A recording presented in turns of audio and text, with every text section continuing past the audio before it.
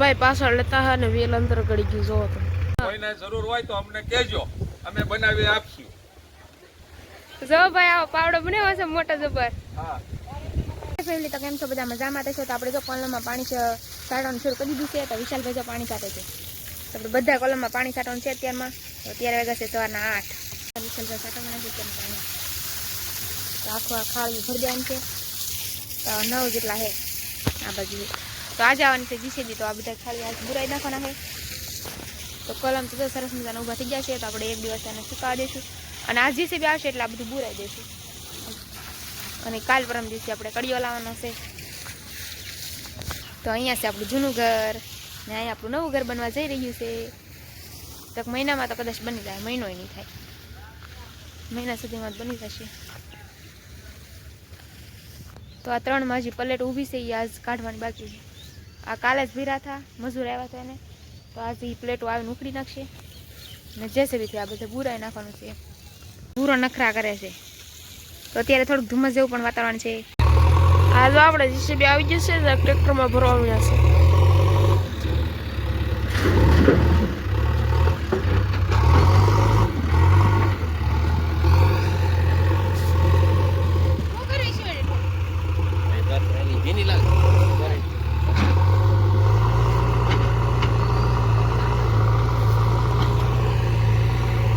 આમાં ભરવાનું છે. તો અત્યારે શિયાળામાં ધુમ્મસ જેવું વાતાવરણ છે. દિવસ જો અહીંયા પૂગી જવું ગીન.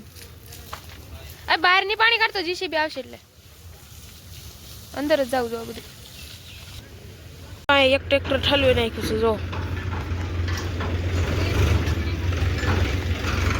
ટ્રેક્ટર પાછું જાય છે અને આપણે એક ઠલવું નાખ્યું અને જીસીબી કરીને આવા નાખી દીધું. હવે બીજી ફેરે ટ્રેક્ટર ભરાવા જાય છે જો તમે.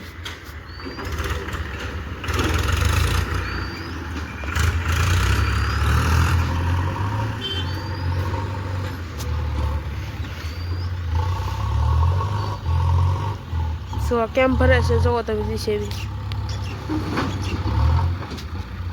આવા 2 લોડર નાખે તો આખું લારી ભરાઈ જાય એટલું લોડર હોય જીસીબીનું મોટું.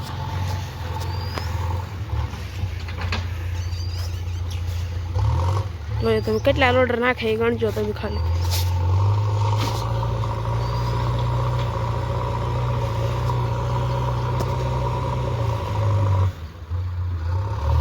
એક નાખી દીધું છે અને આ બીજું નાખે છે જો.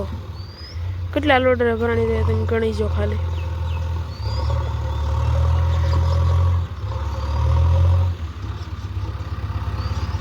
તો આ 2 લોડર નાખી દીધા.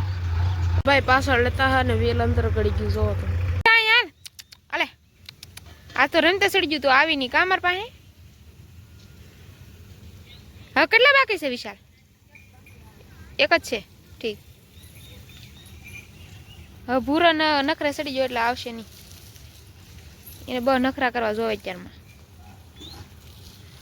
રાજલ ઓ રાજલ